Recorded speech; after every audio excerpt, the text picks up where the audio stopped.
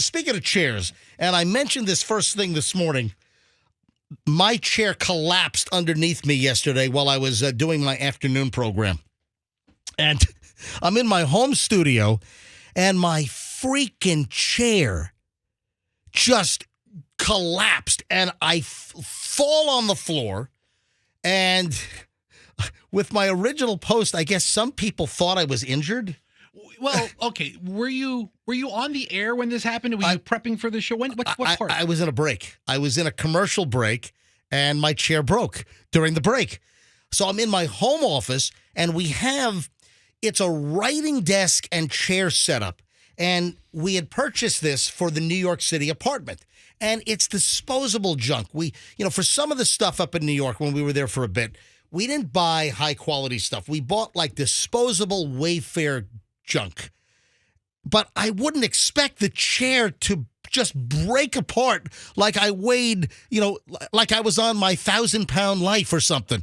I mean, okay, the chair's lasted you 4 years and you've called it disposable. So that's kind of it's kept up its end of the bargain. You set your big fat ass on it every day. No, I mean, stop it, guys. I'm at the same weight that I've been. My weight has been pretty constant through my 30s, my 40s. I'm within just pounds. I go up 2 pounds here, 2 pounds there. But my weight has been constant for like 25, 30 years. I was saying that figuratively. Now, let me ask you this. You're a fidgeter. Do you rock in this chair? I do not. Because if you move just even little microscopic movements over the course of years. Wear and tear on the joints. Well, the chair collapsed, folks. If you want to see the chair that collapsed and then the subsequent panic from listeners, because I did put up a post originally before I said I was joking, the picture of the collapsed chair, I mean, the whole frame came apart. You have those Allen wrench screws that you got to put into the corners of the chair. Like the wood, I guess the stress of the metal bolts, it just ate at the wood, and the wood just shattered and splintered after, 6 years or so of use of this chair. But still, you don't expect a chair to collapse. You had it 6 years, you said? Yeah, I think it was 6 years. All right, 365 times 6 is 2,190. Now, you do your afternoon show 3 hours a day, right? Listen. Consistently? It's a lot of use on this crappy so chair. will I divide 2,190 by 3? Right? Okay, so 3. I don't need your math. If you want 730 hours you use that chair, and you expect it to last that long? It sounds like you're really low on your hours. 700 hours? Listen, the chair collapsed. If you want to see the chair, I've got 4 pictures. The first picture is even Scout was concerned. My dog Scout comes running because there was a big giant crash. So the dogs come into my studio at home to investigate. And the first picture is of Scout sniffing my seat. All right. Yeah. So smells like daddy's butt. Scout is checking out the chair. That's in picture number 1. And then there are subsequent pictures that are on my Instagram. So I posted this on Certified MJ Radio. If you want to see my collapsed smash chair from Wayfair, in fact, Wayfair, you've got just what I need. I've rewritten the jingle since I collapsed and fell and hit the ground. The new jingle is going to be Wayfair, your chair made me bleed. What do you think? You like it? I love it. After 6 years, I got to really say I'm impressed with the quality of this chair. Wayfair, your chair made me bleed. Well, why can't you just get 10 more chairs from them? Just Wayfair, your chair made me bleed. Dude, if you call Wayfair and send them this picture, how do they not send you like 4 new chairs? You know what? They'll probably send me my money back. I need pain and suffering money. Isn't Wayfair the one that would stuff kids in their couches and... No. What? No. Wayfair is actually a reputable company. It doesn't smuggle children. Wait, what are you saying? No, he knows. I know what he's talking about. What am I talking about? The scandal, the Wayfair child alleged trafficking. Yeah. Yeah. What? Is that an urban legend?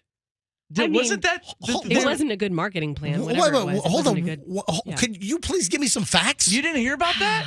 How do you not know about this? Hold on. It sounds familiar. There was a story that they would stuff kids in like furniture, and they would deliver the kids to child traffickers. Dude, or something. that's urban legend. Is it? I don't know. That's not real. Hold on. Would somebody are please? You sure? Yes, I'm sure. Wayfair is a reputable company. I know it is. That sold me a chair that collapsed. So I typed into Google. there a kid in it? Into Google, where you can learn or hear about anything. I typed in the word Wayfair, smuggling children. So what is this? It says a Wayfair sex trafficking lie pushed by QAnon. Yeah. Hurt real kids. Dude, it's not a real story. It's a fake story about Wayfair. Dude, but I wasn't. Froggy's over here spouting QAnon conspiracy. Froggy, what are you doing? Sorry.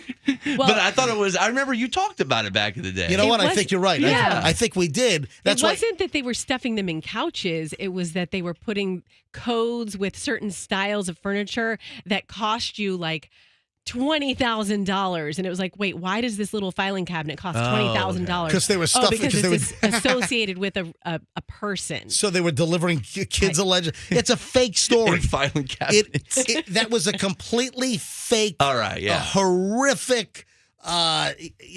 Urban legend, conspiracy, garbage I'm not story. Alex Jones, I swear. Froggy running for the Tampa Bay QAnon president. Jesus, man. But what is not a conspiracy, what is not fake, is that Wayfair, your chair made me bleed.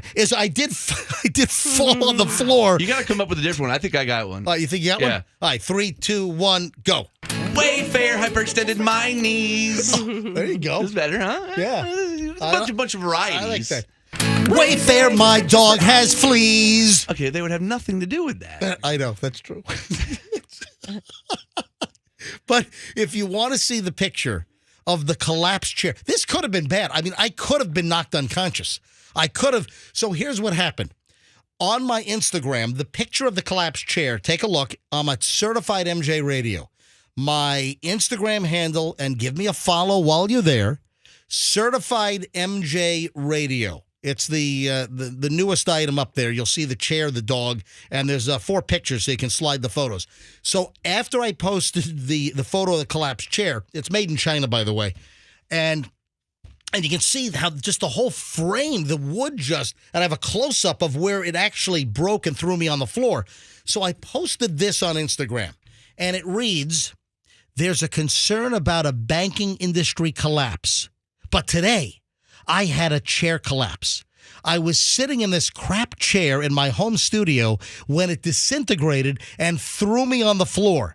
It's made in China junk that we bought in New York City from Wayfair.